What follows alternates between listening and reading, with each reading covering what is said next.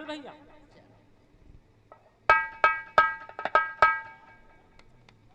बहुत गर्मी है।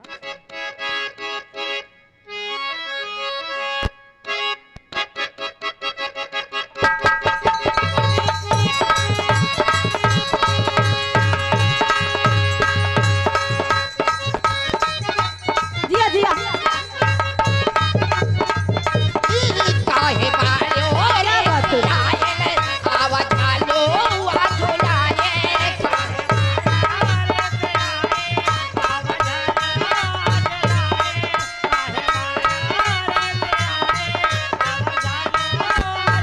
ये आयल सावने कामाई जिया जिया सब भैया रानी का यारी सुनाए आयल सावने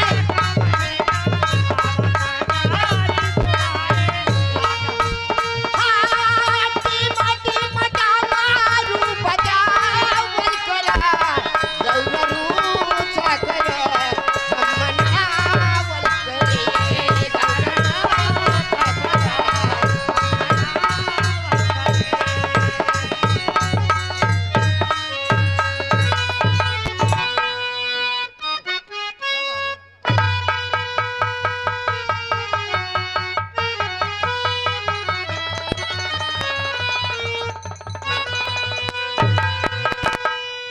किया बसवरिया हो राम रे हो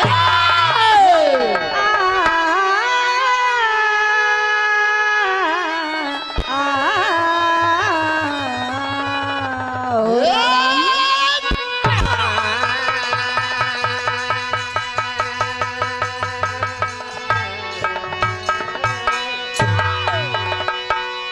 चार लाइन के भूमिका बा मास्टर, आप सब गौर करेंगे भैया। कहना बा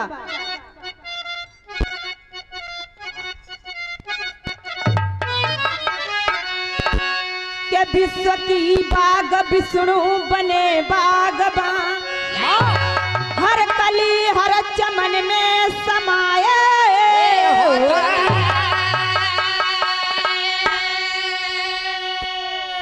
भस्म भस्मा हुआ मोहनी के लिए, बाबा भोले को पागल बनाए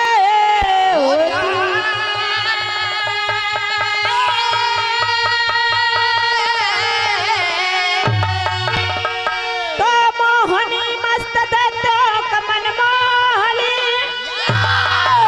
उन दीवानों को मदिरा पिलाए हो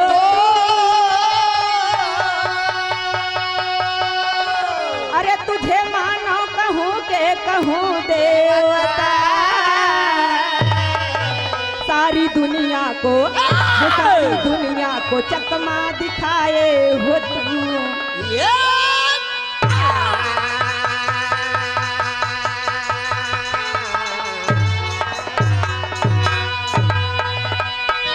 ए बाबूजी, आज सब अगर स्नेही सज्जन ध्यान से सुनिए बिरहा प्रेमी, तो आज ही ना पूर्ण विश्वास बा कि यह बहन का यह बेटी का गीत आप सबको जरूर पसंद आई।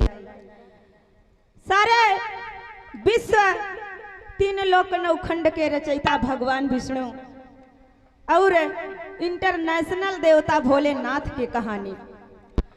इतना पावन दुआर बा कि भक्ति भाव भजन हो जरूरी है। गजल में भाव मिला भैया, क्या बात हो।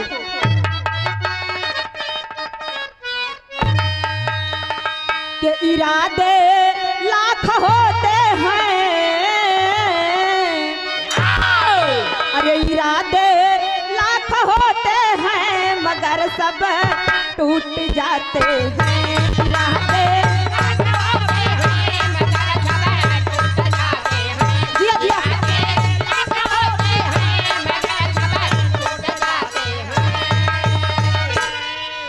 क्या इरादे लाख होते हैं मगर सब टूट जाते हैं, मगर सब टूट जाते हैं। और वही अजमेर जाते हैं, वही अजमेर जाते हैं जिन्हें खा ख्वाजा बुलाते हैं वही अजय दिया भैया क्या बात है दिया दिया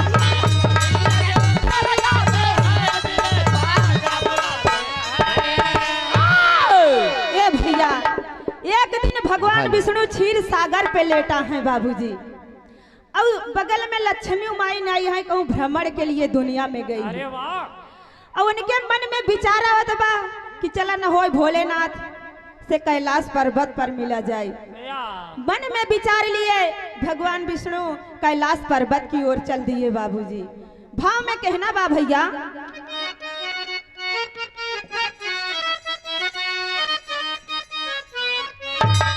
कि छोड़ दी से ससैया को अरे छोड़ दी से ससैया को करिश्मा चक्रधारी का छोड़ दी चक्रधारी छोड़ दे ससैया को चक्रधारी कि छोड़ दी से ससैया को अरे करिश्मा चक्रधारी का करिश्मा चक्रधारी का कि मिलेंगे मिलेंगे डमरू वाले से मिलेंगे डमरू वाले से सिलसिला इंतजारी का मिलेंगे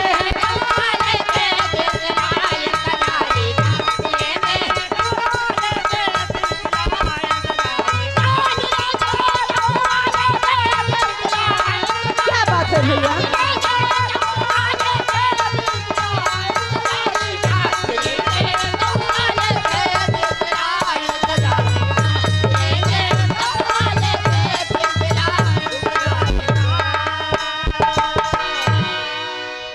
भगवान विष्णु क्षीर सागर से कैलाश पर्वत पर पहुंचे। रहिया में देखत हैं भोलेनाथ तो कहत हैं ये प्रभु कैसे आना हुआ आपका कैलाश पर्वत पर। भगवान कहे मन में कुछ प्रश्न बा कुछ जिज्ञासा बा वही लेके हम कैलाश पर्वत पर पहुंचा बाटे।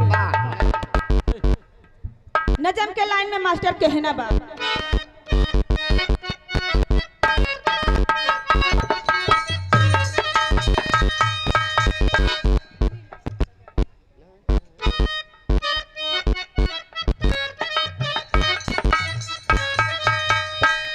ना जाने काहे भोला लड़कहिया याद आई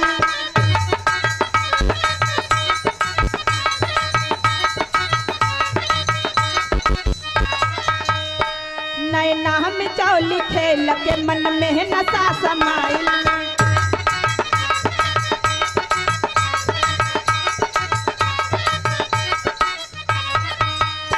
जा शंभु कहीं छिप जा हम ढूंढ के लिए जब आप मिली जैबा हम हो कहीं छिपैबे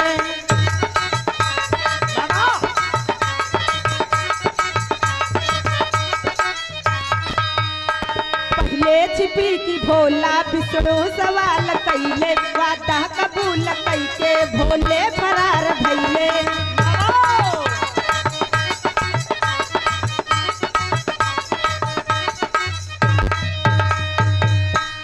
भगवान विष्णु कहे ए सुना भोलेनाथ हमार मन बा बचपन वाला खेल खेले के यानी ढुकौलिया खेल हमार बड़ी जिज्ञासा उठत बा हमारे मन में। कहे ने प्रभु आखिर आप अगो भैया तई कौन प्रश्न रखा था ढुकौलिया खेल। कहें सुना अगर हमार मन कहत बा तो तहार काम तहार फर्ज बना था कि ओके पूरा करा। भगवान कहे अच्छा भोलेनाथ छिपे के पहले भोलेनाथ कहन प्रभु आप इतना दूर से कैलाश पर्वत पे आई यहाँ तो पहले आप ही आंखें मुना हम ही लुकाब। अब भगवान भोलेनाथ ये बतिया कह के अंतर ध्यान हो गए बाबूजी।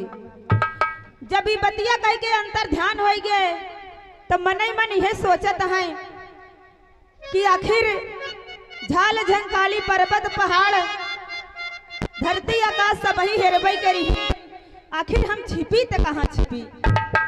उनकरे मन में ये विचार है कि चला हम सागर के पानी में डुबकी लगाए के बैठ जाए। तब तक वही सागर में ये बाबूजी डुबकी लगाए के बैठे के सोचत हैं भोलेनाथ। तर्ज है बा भैया मास्टर कहना बा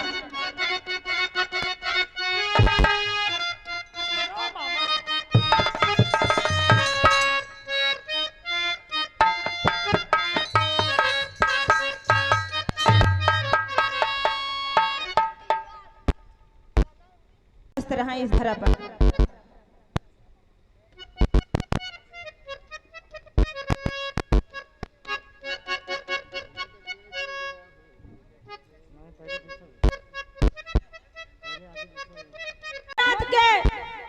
यह शंका बा कि आखिर हम जहाँ छिपा हुआ हमका भोलेनाथ ढूंढ ले हैं।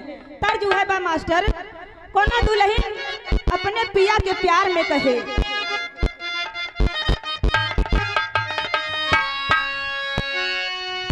कि साहेब बीना टिकुली साहेब बीना टिकुली अरे सोना बाली लहार हो हे बबीना टिकुली। क्या बात है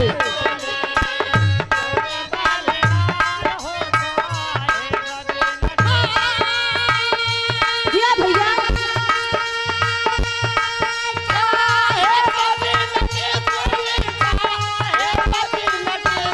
क्या बात है।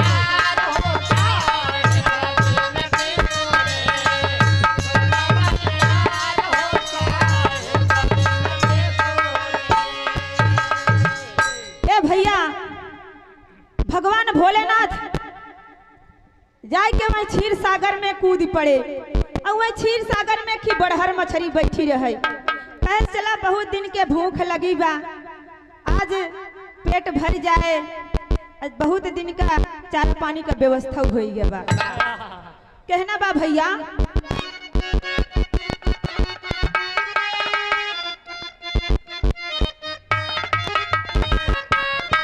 सागरवा के माछारी सागरवा के माछारी अरे लीली गईले शिव के सागरवा के माछारी।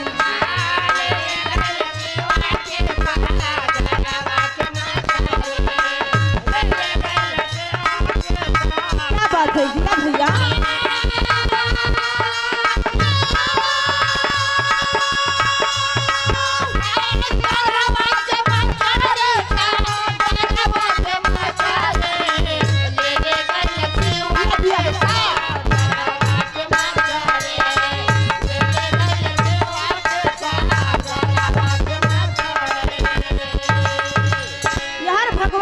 विष्णु परेशान है कि आखिर भोलेनाथ छिपाने कहाँ भैया।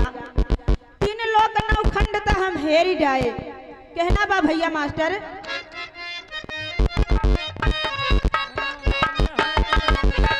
धरती पे ढूंढा लेगा गनवा में ढूंढा ले धरती पे ढूंढा लेगा गनवा में ढूंढा ले धरती पे ढूंढा लेगा गनवा में ढूंढा ले।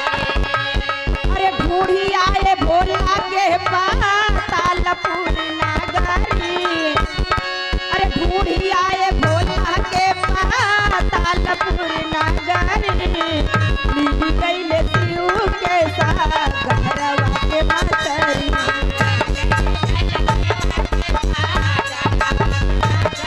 दिया दिया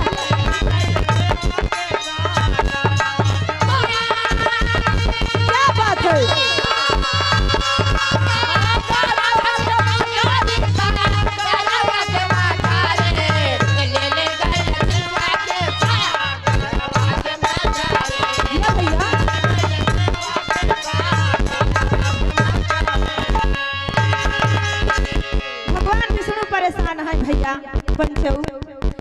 देखता है भगवान भोलेनाथ के लेकिन पावत नहीं है। कहें ना आखिर भोलेनाथ छिपाने न कहाँ। तब तक उनके मन में एक ख्याल आए भैया, तेरी में भाव मिला मास्टर कहना बा। अरे सागर में बसले भोला लहरी कि अरे मोरे राम हो राम। सागर में बसले भोला लहरी तबन बन फिरई हरी है रे ला टोली टोला। अरे हो टोला, अरे हो टोला। ए भैया भगवान विष्णु कहें होय न होय भोलेनाथ क्षीर सागर में जरूर बैठा होंगे। आखिर धरती आकाश तीनों लोग तहेरे जाए, बचा हुआ सागर का पानी। अपन विशाल काया रूप भगवान बनाई ले विष्णु। लागे न पनिया के मथई भैया, जब पनिया के लागे न भगवान विष्णु मथई तो मछरिया बैकलाई गई। जब मछरिया बैकलाई गई तो भैल का कभी की लेखनी भैया कर जो है मास्टर।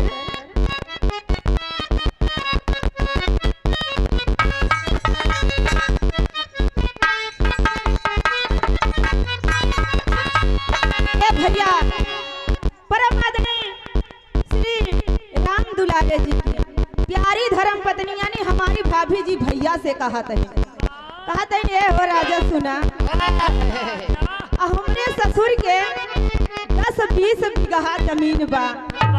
बहुत बड़ा काश्तकार है हमार ससुर जी। यही खेती बाड़ी करा, परदेश जाए का विचार छोड़ दा। लेकिन भैया कहता है नाही रे, परदेश जा हुआ बहुत बड़ी बड़ी नौकरी होता, बहुत अच्छा पैसा कमा, बहुत बड़वार बनई बना।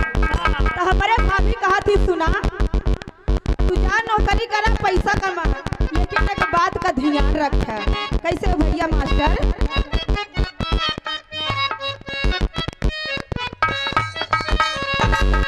आचारा में दाग लागी लहागी कौन लछना।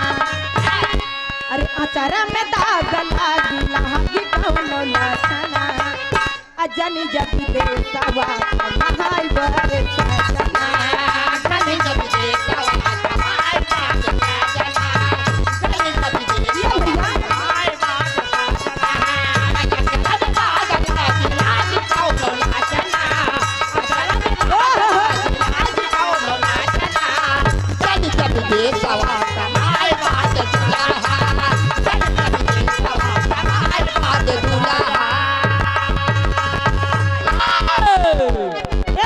भैया जब भगवान अपन विशाल काया बनाए के लागे पनिया के मथई तो मछलिया भक्त से भोलेनाथ के उगिल देश।